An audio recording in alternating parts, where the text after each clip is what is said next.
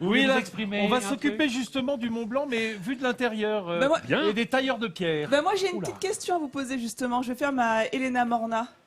À votre Essaye. avis, de quelle roche est constitué principalement le Mont Blanc? Du caillou.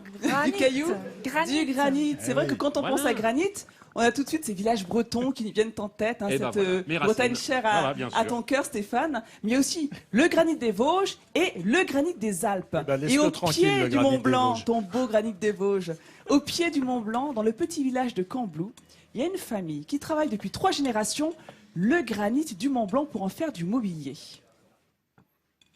Le royaume du Mont Blanc et ses chalets typiques. Ici, le bois est roi, mais un autre matériau magnifie ses constructions. C'est le granit du Mont Blanc. Des créations originales, naturelles, brutes, qui s'insèrent parfaitement dans les intérieurs contemporains. Et ça, on le doit aux frères Lorenzio, qui savent parler de ce matériau comme personne. Il est donc fendu manuellement comme ça se faisait avant. Donc là, il n'y a aucune machine qui est passée là. Donc ça a été fendu ici, ça a été fendu là. Et le tour, on l'a laissé éclater comme le galet était à la base. Un galet de biscornu, voilà, on a laissé la forme originale sur le tour. Mais avant d'avoir cet aspect si particulier, le matériau de cette table ressemble à ça. En pleine forêt savoyarde, voici la carrière des frères Lorenzio. Non, ben là, ouais, il y a des coins qui sont restés. Hein. Au printemps, il faudra qu'on vienne les enlever. Apparu il y a des milliers d'années avec la fonte des glaciers, le granit représente une matière première d'une qualité irréprochable. Sa force, c'est le côté naturel, la fente naturelle à la main. Et forcément, sa résistance, il ne craint pas l'acide, les rayures. Il est éternel, si on peut dire. Éternel, mais difficile à travailler. Selon la méthode ancestrale, il faut d'abord le trancher en frappant ses coins métalliques à coups de masse. Une intervention délicate qui ne peut s'accomplir qu'en équipe. Si on tape n'importe comment, il faut que la force, elle suive. On commence de là et on amène la coupe de l'autre côté. Une tâche harassante, mais heureusement, après quelques minutes, le bloc se déchire très rapidement. Et là, c'est parti, attention. Mais le travail du granit est loin d'être fini.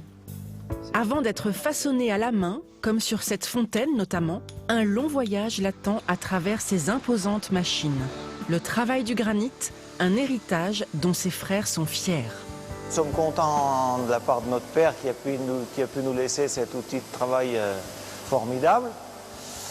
Et puis de pouvoir pérenniser ce travail ancestral qui malheureusement est amené à se perdre si on ne continue pas, quoi. En alliant un savoir-faire ancestral à une technologie moderne, ces deux frères continueront longtemps à habiller les maisons du Mont Blanc. C'est une roche qui n'est pas évidente à travailler. Alors ils sont très fiers, hein, eux, de travailler le granit du Mont Blanc. Alors vous avez vu dans le reportage, la carrière est à 20 km du Mont Blanc parce que ils travaillent ce qu'on appelle un bloc erratique. C'est un fragment de roche qui appartenait au Mont Blanc et qui a été déplacé par un glacier il y a plusieurs milliers d'années. Et quand la glace a fondu, eh bien, le bloc est resté. Voilà, mais c'est la même pierre, la même roche que celle du Mont Blanc. Alors, ce granit, il fait vraiment partie intégrante du paysage dans la région. Il suffit de se balader, de regarder ces chalets, ces fermes avec ce beau mélange de bois et de granit. Parce que ce granit, il a toujours fait partie de l'extérieur des maisons car il avait un rôle structurel pour ses propriétés intrinsèques comme la robustesse, notamment pour l'encadrement des fenêtres, l'encadrement des portes, les cheminées extérieures, puis... assurer est arrivé l'étanchéité du bâtiment. Exactement. Bien sûr. Puis est arrivé le béton armé. Exact. Et là, patatras. Le béton armé coûtait moins cher que le granit. Donc les particuliers ont commencé à utiliser le béton armé. Donc il a fallu trouver des nouveaux marchés. Et donc c'est là où nos frères Lorenzio se sont dit, on va aller sur la décoration d'intérieur. Et là, ils ont fait entrer ce granit à l'intérieur des maisons et pas simplement dans la cuisine. On connaît tous les plans de travail en granit. Mais là, ils vous font des belles cheminées d'intérieur, du mobilier, vous voyez, des tables basses, des lavabos en granit. Alors, toi, Stéphane, qui est le monsieur Maison France 5, qui maîtrise parfaitement la décoration à la montagne, qu'est-ce que tu en penses de ce mélange de granit Ils sont et de complètement bois? dans le vrai. Ils sont complètement dans le vrai. C'est-à-dire que des matériaux Arrête de qu'on rappeler utilisait. parce que C'est vrai. Là, je suis dans mon sujet. Attention, je suis dans mon sujet. Justement. Vas-y. Auparavant, Concentre-toi. ces matériaux qu'on réservait à l'extérieur des bâtiments pour leur donner ce cachet-là, etc., on n'hésite pas à les faire rentrer. Alors, tu as parlé du vieux bois. Le vieux bois, on le gardait auparavant en bardage à l'extérieur. Maintenant, on le fait rentrer à Ça donne l'intérieur du des maisons. cachet à De plus en l'intérieur des plus, maisons. ils sont très friands de ce genre de choses. La pierre, bien sûr, ça fait aussi partie de ces matériaux qu'on utilisait. Donc, il y a, en fonction des différentes vallées, à la montagne, que ce soit en Savoie, en Haute-Savoie, etc., des façons de travailler la pierre un peu différentes. Mais à chaque fois, ça donne des cachets exceptionnels. Et aujourd'hui, la mutation, elle se perd dans le choix des matériaux qu'on fait rentrer à l'intérieur, et puis aussi dans les coloris, dans les textures, dans les textiles qu'on va utiliser. On a un peu oublié le rouge et le vert avec les petits rideaux et les sapins partout. On est parti sur des choses un petit peu différentes. On a oublié également aussi le bois de cagette qu'on retrouvait un petit peu, vous savez, à l'intérieur. C'est là, hein. vrai, Oui, c'est c'est vrai. vrai. C'est terminé un peu tout ça. Donc voilà, maintenant c'est en train de bouger. C'est des choses beaucoup plus pures. On a besoin d'espace, bien sûr. Mais Et puis, toujours regarde, cocooning. voilà, il y a des choses Mais qui sont regardez, magnifiques. on a Attends, quelques et créations juste- au plateau. Pour signaler, Nathalie, qu'ici, à Saint-Gervais, on a un circuit des maisons fortes. Exactement. Les maisons fortes qui sont à mi-chemin entre des maisons Des et des petits châteaux forts. castellets. Des sortes de C'est petits vrai. castellets en granit. En justement. granit. C'est magnifique. Alors, bien, tiens, Églantine, viens voir un peu tout ça, comme c'est. Moi, Je j'aime trouve le beaucoup. mélange C'est bois et original. granit absolument magnifique. En fait, t'as l'impression que le bois réchauffe le granit.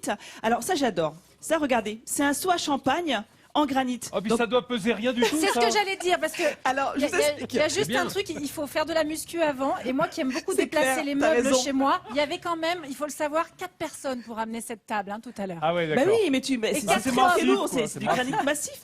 Alors, par exemple, un seau à champagne comme celui-ci, donc vous mettez votre champagne au frais et le bloc de granit également. Donc, ça va maintenir au frais le granit. On met surtout pas de glaçons à l'intérieur. Mais ça, j'adore pareil. Donc, on fait des petits dessous de plat. Et il y a un truc génial que moi, j'adore particulièrement, c'est ça. Ça, les amis, Ça sert à c'est quoi une super idée. Eh ben, c'est des glaçons. Des glaçons en granit. Ah, L'avantage tu mets ça d'utiliser- d'abord au frigo et ensuite tu mets ça Ben, dans ton verre. Il n'y a pas d'ajout d'eau dans ton breuvage. Je pense à ceux qui aiment bien, par exemple, boire C'est du pas rosé, mal. avec modération bien évidemment, l'été. Si vous ne voulez pas ajouter d'eau, mais il suffit de mettre des glaçons en granit. Ah bah, c'est le Ils rosé sont bien caillou, hein, c'est calibrés. vraiment ça, là. C'est le rosé caillou, c'est ça. C'est ça. Non, Non, mais alors, c'est en plus, calibré, le- c'est structuré. Le goût de granit se retrouve dans certains vins, hein, bien entendu, parce que dans le sous-sol, le granit donne une structure très minérale, évidemment, Donc, au tu vin. veux dire qu'en fait, Donc là, tu ça rajoutes se du marie granit. parfaitement Mais bien bien. sûr. Mais non, oui, mais non, mais il n'y a aucun souci, c'est bien lavé, il n'y a plus de goût de granit, Vincent. Il n'y a aucun D'accord. problème. Tiens, regarde, Vincent, ça c'est pour toi. Pour te muscler, hein, à tes Ah bon, heures pourquoi perdues. tu Est-ce penses bien que j'en ai nécessaire besoin Non, Est-ce non, bien c'est nécessaire un cale-porte également. Donc voilà, donc c'est assez original. Bravo aux frères Lorenzo joli. qui sont venus en plateau Super. nous faire un petit coucou. C'est très original. Encore un grand bravo. Donc pour ceux qui ont été séduits par toutes ces créations, eh bien on vous mettra les coordonnées de nos deux frères sur france3.fr. Voilà les amis. Merci Nathalie et bravo à tous ces artisans hein, à travers la France qui nous donnent le meilleur d'eux-mêmes. Mais c'est ce que tu fais chaque semaine, que ce soit et toi ici et aussi. un peu partout en France, il y a des gens qui ont beaucoup de talent et c'est bien de le montrer. Et toi, c'est le vendredi soir que tu le fais C'est pas sur faux, France c'est 5, pas faux. et c'est bien mérité. Et on est